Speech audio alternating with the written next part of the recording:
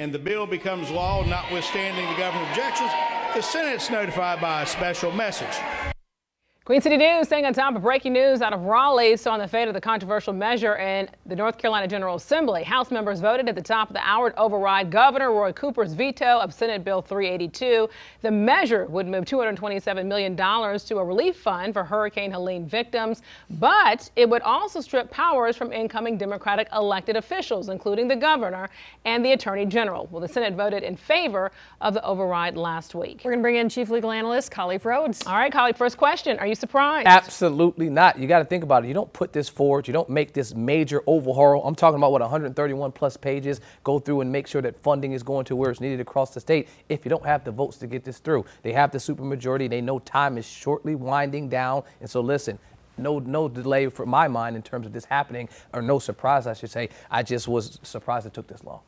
But it was scheduled for earlier this week, and then they moved it back. Any particular reason that they did that? I think it's a twofold approach. You have protesters out there that have gathered the last couple of days and trying to figure out a way to make sure that you can outmaneuver the protesters. Obviously, you want to give people an opportunity to exercise their constitutional rights to protest. So I think that's a part of maneuvering, because if you can avoid any type of extra during this process, why not go ahead and do it? The other portion, I think, is that they didn't have the numbers. Even though they had the original vote, I think they had 3 holdouts. They talked about that for the last couple of weeks, trying to will those 3 in. And so while people are saying, yeah, this is a Helene relief fund, you're talking about $227 million, but there's so many other things that are thrown in there. Some of those folks are saying, why are you not giving us that money? If you're giving almost triple that amount of money to school vouchers, why am I not getting that money to my part of the state that needs it? And so I think those folks have valid points. Those 3 that were holdouts were in the background trying to say, before you get my support, make sure I can go back to my constituents and tell them, the people that need this the most,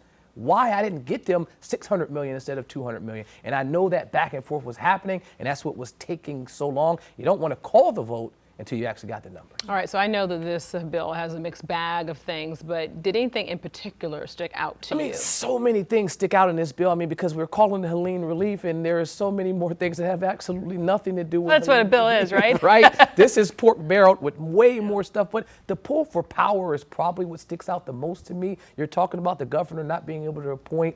They've tried that a number of times in the past, most recently 2023. That one went to the Court of Appeals, and the Court of Appeals said, you know what? You can't take the oversight ability from the governor. They sent it back. They came right back there in the General Assembly and did it again with this. So if anything, I'm looking at this, that appointment power, I'm looking at them saying, I think this is a grab, and they may challenge Well, it now that. goes to the auditor, who is a Republican, newly elected.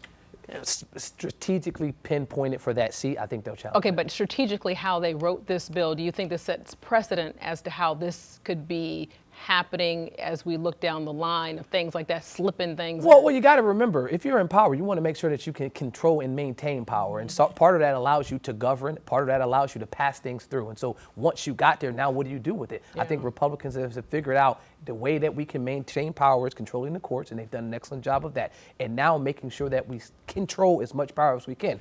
Let's not go to the governor, lieutenant governor. We'll figure out who that has a dollar next to their name that continue to maintain some sense of control. But I think that one, since it's been challenged before, it'll get challenged again.